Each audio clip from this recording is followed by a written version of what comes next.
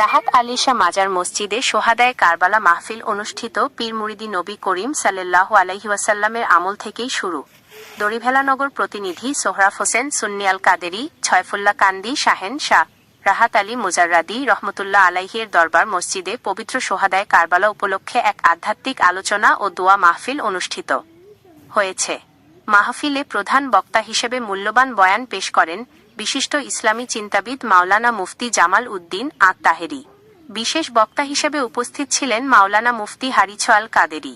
বক্তারা তাদের বক্তব্যে ইসলামের আধ্যাত্মিক ধারা ও কারবালার ঐতিহাসিক গুরুত্ব তুলে ধরেন।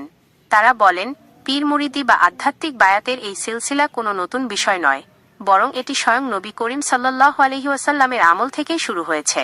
কারবালার নির্মম ও ঐতিহাসিক ট্র্যাজেডির কথা স্মরণ করে তারা উল্লেখ করেন, ইমাম হুসাইন রায়ের পবিত্র হাতে বায়াত গ্রহণ করার আকুল আবেদন জানিয়ে কুফাবাসীরা একাধিক চিঠি পাঠিয়েছিল।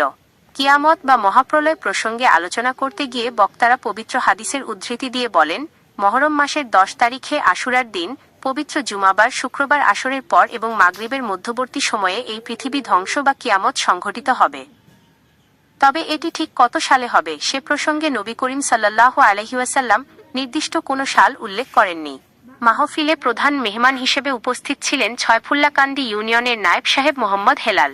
বিশেষ মেহমান হিসেবে উপস্থিত ছিলেন জনাব জাহাঙ্গীর আলম, মোহাম্মদ নূর ইসলাম, মোহাম্মদ ইমন, ডাক্তার রবিউল্লাহ, মাওলানা কবির হোসেন এবং মাওলানা মনির হোসেন আল কাদবেরি সহ স্থানীয় গণ্যমান্য ব্যক্তিবর্গ।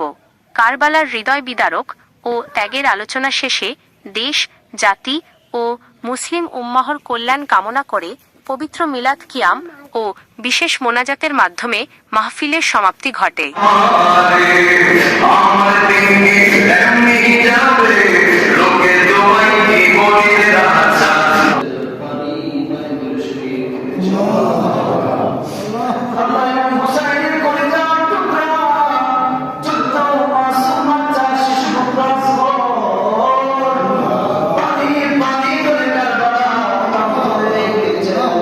Allah